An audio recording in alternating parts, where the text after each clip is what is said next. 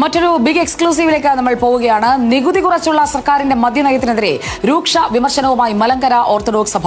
മദ്യത്തിന്റെ കാര്യത്തിൽ സർക്കാരിന് പാളിയെന്ന് ഓർത്തഡോക്സ് സഭ മാധ്യമ വിഭാഗം തലവൻ ഡോക്ടർ യുഹാനോൻ മാർ ദിയോസ്കോറോസ്.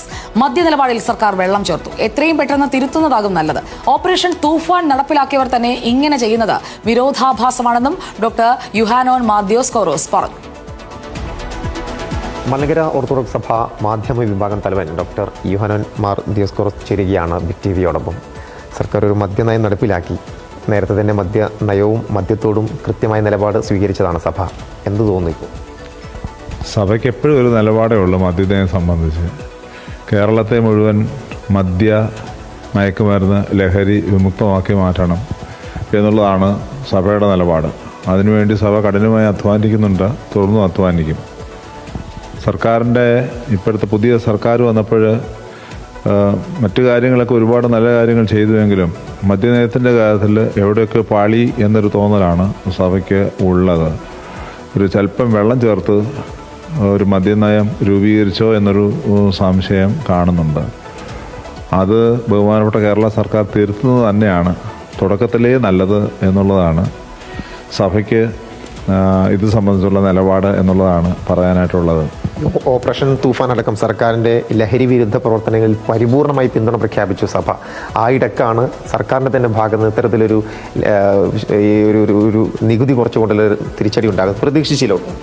അത് തന്നെയാണൊരു പാരഡോക്സ് ആയിട്ട് കാണുന്നത്. നമ്മൾ ഈ കാര്യങ്ങൾ ചെയ്യുമ്പോഴും പറയുമ്പോഴും ഒരു വിരോധാഭാസം ഉണ്ടാകാതിരിക്കാനായിട്ട് ശ്രദ്ധിക്കേണ്ടത് അത് പറയുന്നവരുടെയും ചെയ്യുന്നവരുടെയും ഉത്തരവാദിത്വം കൂടിയാണ്. ഓപ്പറേഷൻ തുഫാൻ അത് കേട്ടപ്പോൾ വളരെ സന്തോഷമായിരുന്നു.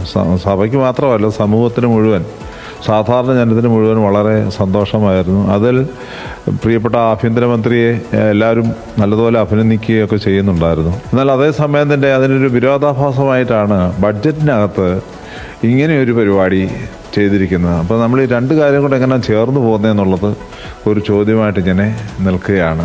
ഏതായാലും ബജറ്റ് പ്രഖ്യാപിക്കുന്ന സമയത്ത് അതിലേക്ക് ജനോപകാരമായിട്ടുള്ള പല കാര്യങ്ങളും വന്നു. അതിന് അഭിനന്ദിച്ചതാണ് സഭ. പക്ഷേ ഇത്തരത്തിലുള്ള മദ്യം അടക്കമുള്ള കാര്യങ്ങളിൽ സർക്കാർ കാണിച്ചിട്ടുള്ള ഈ ഒരു വീഴ്ച അത് പരിഹരിക്കപ്പെടണം എന്നാണ് നിലപാട്. ഷഫി ഹെളിയോട്, big TV journalist, Kottayam. Shafi ഹെളയോടത്ത് നമുക്കൊപ്പം ചേരുന്നു തത്സമയം. ഷഫി ഹെളയോടത്ത്, സുപ്രഭാതം, ഒരിക്കൽ കൂടി സ്വാഗതം.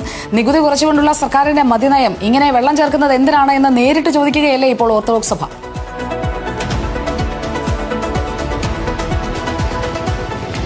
സുപ്രഭാതം സുജിയ, അങ്ങനെ തന്നെയാണ്. എന്താണ് ഇതിന് പിന്നിലുള്ള ലക്ഷ്യം എന്നാണ് സഭ ചോദിക്കുന്നത്. നേരത്തെ ബജറ്റിലെ ചില ജനോപകാരമായിട്ടുള്ള ഒരുപാട് പദ്ധതികളെ അഭിനന്ദിച്ച് പ്രകീർത്തിച്ച് രംഗത്ത് വന്നതാണ് ഓർത്തഡോക്സ് സഭ. നമ്മൾ തന്നെ അത് വാർത്ത ചെയ്തതുമാണ്. പക്ഷേ മദ്യനയത്തിൽ സർക്കാരിന് പരിപൂർണമായി തെറ്റി എന്ന് തന്നെ പറയുകയാണ് സഭ. അത് തന്നെയാണ് അദ്ദേഹത്തിന്റെ പ്രതികരണത്തിലൂടെ നമുക്ക് മനസ്സിലാകുന്നത്. 250% ഉണ്ടായിരുന്ന നികുതി 120% കുറച്ചു കൊടുക്കുന്നത് സമൂഹത്തിന് എന്ത് സന്ദേശമാണ് നൽകുന്നതെന്ന് അദ്ദേഹം ചോദിക്കുന്നുണ്ട്.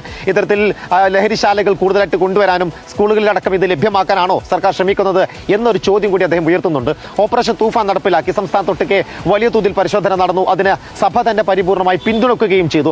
അതേ സർക്കാർ തന്നെ ലഹരി വ്യാപിപ്പിക്കാൻ ഇത്തരമൊരു ഇടം വരുത്തുന്നത് അതൊരു വിരോധാഭാസമല്ലേ എന്ന് അദ്ദേഹം ചോദിക്കുന്നുണ്ട്. അതൊരു കൃത്യമായ ചോദ്യം കൂടിയാണ്. സർക്കാരിന്റെ ഇത്തരം പ്രവർത്തനങ്ങളിൽ ചില കാര്യങ്ങൾ വ്യക്തത വരാനുണ്ട്. അതൊന്നും വരുന്നില്ല എന്നുകൂടി അദ്ദേഹം പറയുന്നുണ്ട്.